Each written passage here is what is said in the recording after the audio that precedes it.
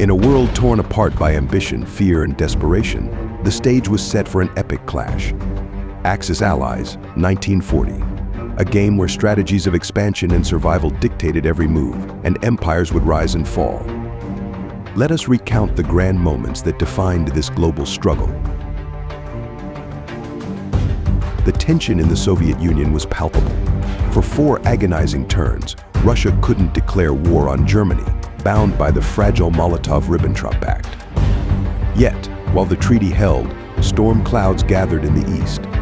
Japan, driven by an insatiable desire for expansion, faced a dire choice: grow or perish. Their gaze turned to the vast lands of China, ripe for conquest. But the Soviet Union watched them warily. Though small in numbers, Japan's military might cast a long shadow over the east. The Russians, however, underestimated the danger, stationing only a minimal force on their eastern frontier. All eyes in Moscow were fixed on the newly crowned Chancellor of Germany, Adolf Hitler. Hitler, the man whose blitzkrieg had brought France to its knees, unleashed a nightmare upon Europe. Strategic bombers, fighter planes, vast numbers of infantry, motorized divisions, and an endless wave of tanks rolled across borders, crushing all who dared to resist. Bulgaria, feeling the pull of power, swiftly aligned with the German regime, adding to the might of the Axis powers. In the north, Finland, Norway, and Denmark fell like dominoes, strengthening Germany's grip on Europe. The Soviet Union responded in kind, sending more troops, tanks, and resources to fortify its western front. Though bound by the treaty, fear of the German war machine loomed large over the Russians. They held their line, waiting.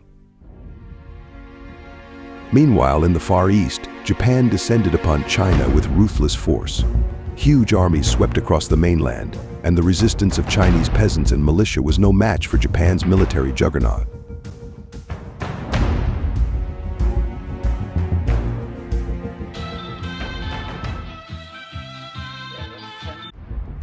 One-third of China had already fallen when, across the Pacific, a slumbering giant began to stir.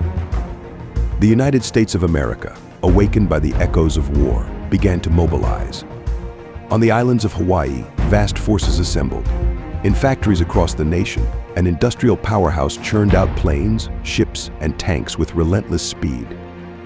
America was preparing for war, and soon the world would feel its presence.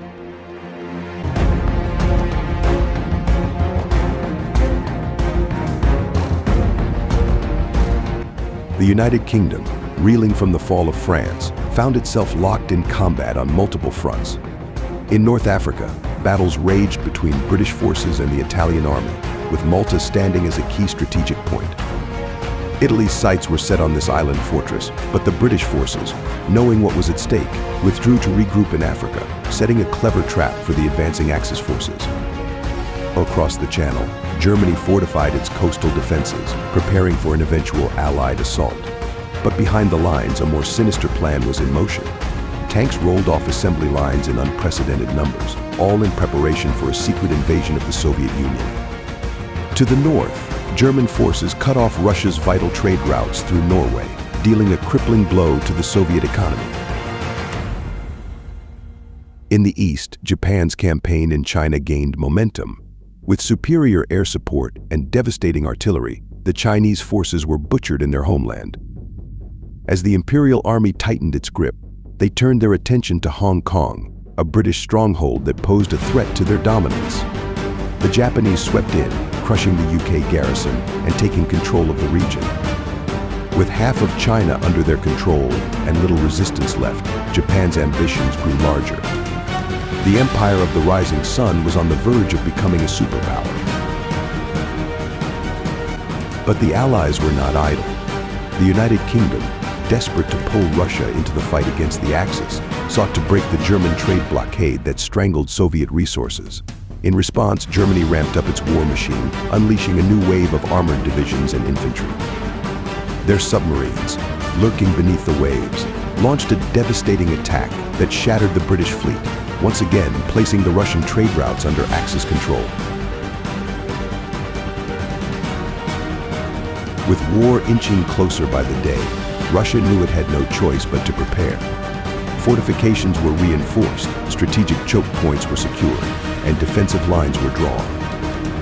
Yet on the front lines, only a skeleton crew remained, an intentional sacrifice meant to slow down any potential German blitzkrieg. In the east, Japan's conquest of China was complete, but in a fateful oversight, they left Korea vulnerable.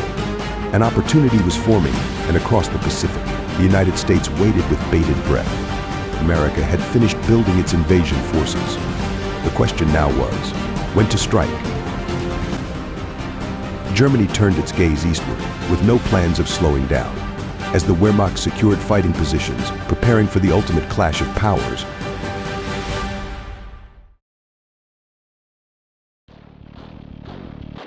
the Soviet bear was done waiting.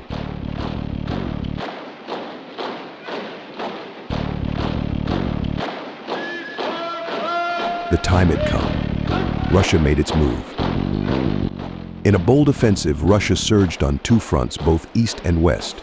In the east, Soviet infantry advanced into Japanese-occupied China, seizing control of Korea. This bold move severed Japan's land forces from their air units, creating a dangerous rift.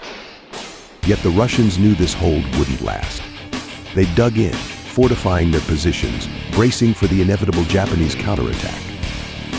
In Europe, Russian submarines prowled the waters, striking with deadly precision. Off the coast of Denmark, a German cruiser was sent to the depths. Then, in a shocking twist, Germany made a fatal blunder. Berlin was left undefended. The Russians seized their moment. With swift and decisive action, transport ships carried Soviet infantry into the heart of Nazi Germany, capturing the capital in a stunning surprise assault. The front lines were chaotic. Along the Polish border, Russian forces, outnumbered yet determined, won a fierce skirmish. The tide turned in their favor as they punched through German defenses, setting up a pincer maneuver that threatened the very core of the German war machine. But Germany was not about to lose Berlin without a fight. In a desperate move, German air power unleashed a devastating bombardment on their own capital. Waves of bombers rained destruction, wiping out the Russian occupiers, but at a terrible cost. Berlin was reduced to rubble, and countless German citizens perished alongside the invaders. The capital was held, but the price was high. And deterred, Russia pressed forward. The victory in Poland had opened a door, and Soviet tanks rolled in with fighter planes providing cover. The momentum was shifting, and Hitler scrambled to contain the chaos. Panic spread through the German ranks as their leaders struggled to recover from the disaster of Berlin. On the Eastern Front, Japan's conquest of China was nearly complete. With a vast empire under their control, the Japanese prepared to strike at Russia's vulnerable eastern flank. But first, they had to deal with a rising threat. In Vietnam, Allied forces and Chinese rebels had united to resist Japan's occupation. Two colossal armies clashed in the jungles, with Japan seemingly poised for victory. Yet, in a brutal and bloody battle, both sides suffered catastrophic losses. Japan had met its first major defeat. And just as this blow was dealt, Japan launched its infamous attack on Pearl Harbor. The war had reached a new crescendo, and more losses were soon to follow. As the Pacific burned, the United States moved in on Japan's largest fleet stationed outside Shanghai.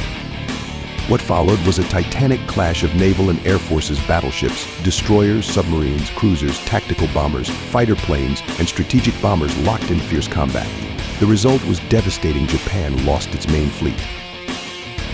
Back in Europe, Russia's invasion began to falter. The German front line regrouped and crushed the Soviet convoys with ruthless efficiency. The Russian offensive had failed, leaving their forces exposed to a German counter-invasion. But that counterstrike never came. Instead, the war began to turn. The United States, now fully mobilized, launched a relentless bombardment on Germany's southern flank. American forces, having advanced from North Africa, stormed through Italy, hitting Germany where it was weakest. At the same time, British forces squeezed the Axis from the north, launching attacks from their home territory and striking deep into Axis-held lands. The Axis powers, once so dominant, were now on their back foot.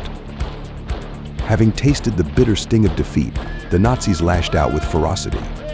They crushed every invasion attempt from England and repelled the Americans on French soil.